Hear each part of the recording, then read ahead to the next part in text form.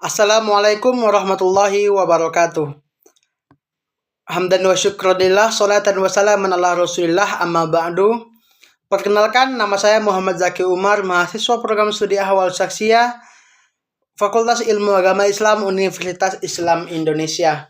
Baik, di sini saya akan menjelaskan sedikit mengenai analisis fatwa DSN MUI nomor 145 tahun 2021 tentang jual beli dropship dalam platform e-commerce.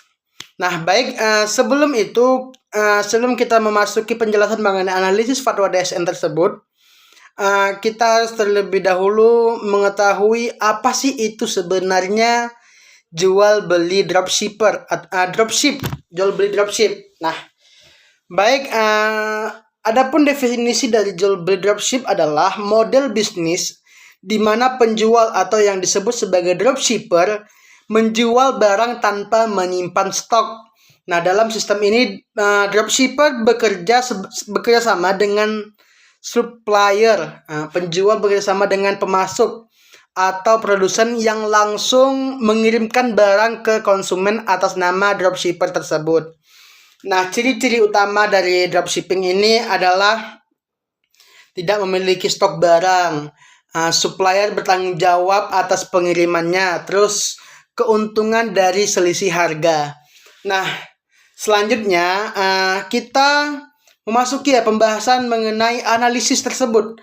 Analisis fatwa DSN MUI nomor 145 tahun 2021 tentang praktik jual beli online dropship pada platform e-commerce. Nah, pada fatwa MUI nomor 145 tahun 2021 ini menyebutkan bahwa praktik dropshipping diperbolehkan selama sesuai dengan prinsip-prinsip syariah ataupun prinsip Islam seperti adanya keadilan, transparansi, tidak adanya goror atau menghindari kehati-hatian. Nah, setelah itu kita harus mengetahui beberapa poin yang harus kita perhatikan dalam ataupun yang harus dipenuhi dalam praktik jual beli dropshipping tersebut.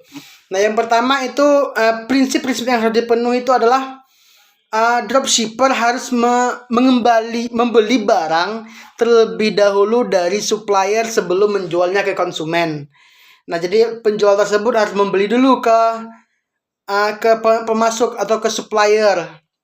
Terus adanya kesepakatan kerjasama antara dropshipper dan supplier, adanya akad ataupun ijab dan qabul. Terus barang yang dijual harus memiliki deskripsi yang jelas agar tidak terjadinya penipuan dan lain sebagainya.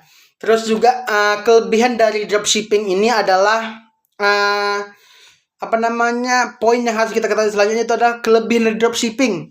Nah, kelebihan dari dropshipping ini kita tidak perlu menyimpan stok barang yang banyak, sehingga ini menjadi salah satu cara untuk mengurangi biaya operasional seperti gudang untuk barang-barang yang akan dijual dan lain sebagainya.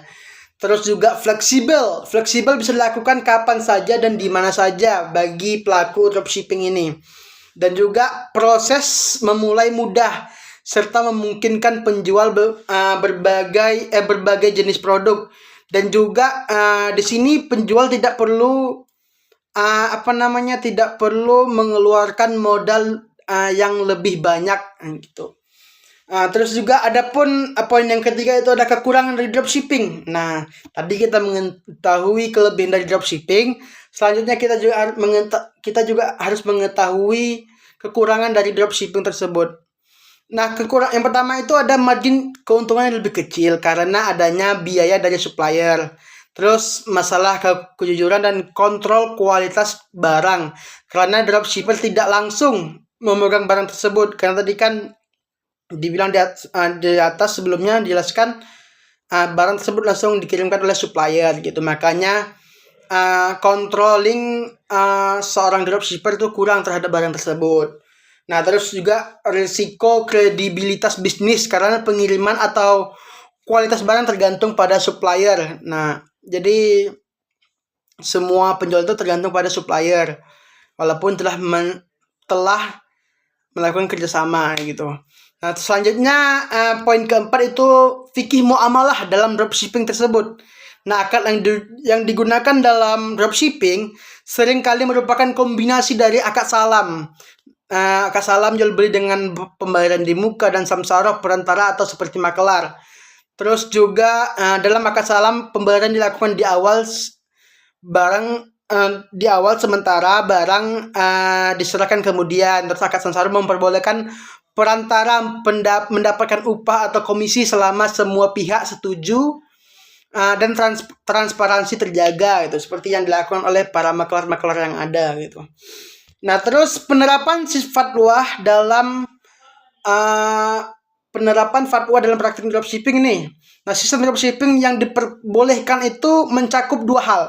Itu adanya izin atau kesepakatan antara supplier dan dropshipper. Terus adanya izin, terus yang kedua itu adanya barang yang dijual diketahui dengan jelas spesifikasi dan sifatnya meskipun tidak berada di tangan dropshipper gitu. Nah, terus setelah kita mengetahui penjelasan di atas, kita juga mengetahui kenapa fatwa ini diputuskan tuh.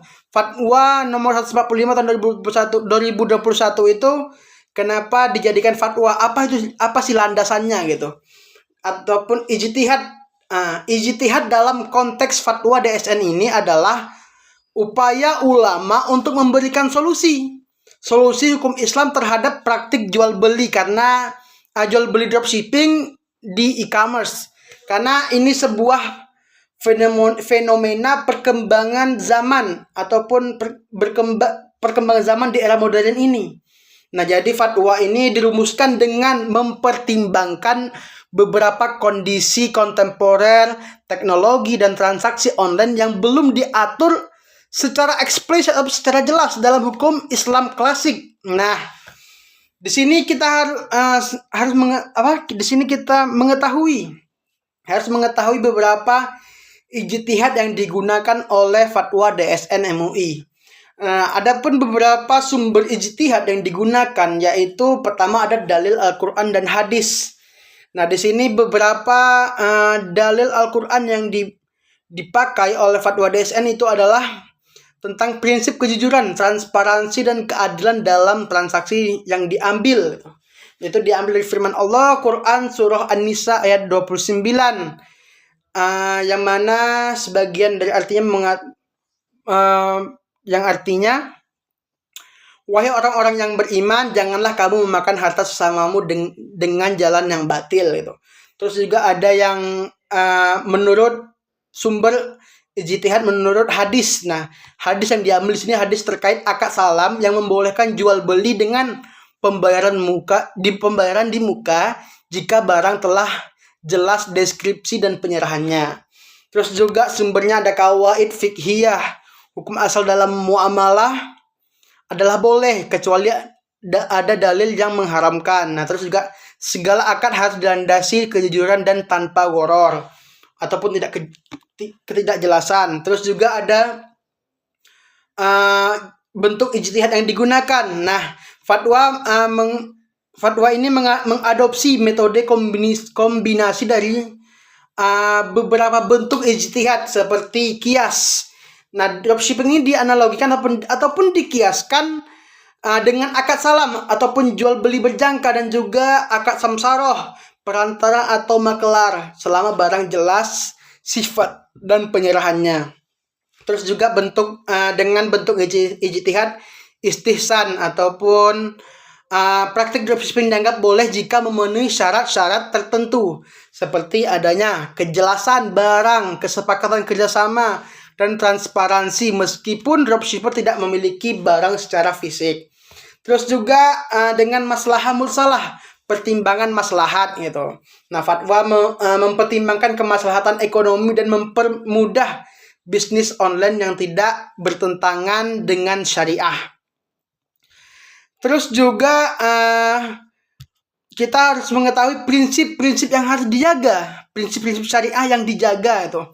Nah, di sini ada beberapa prinsip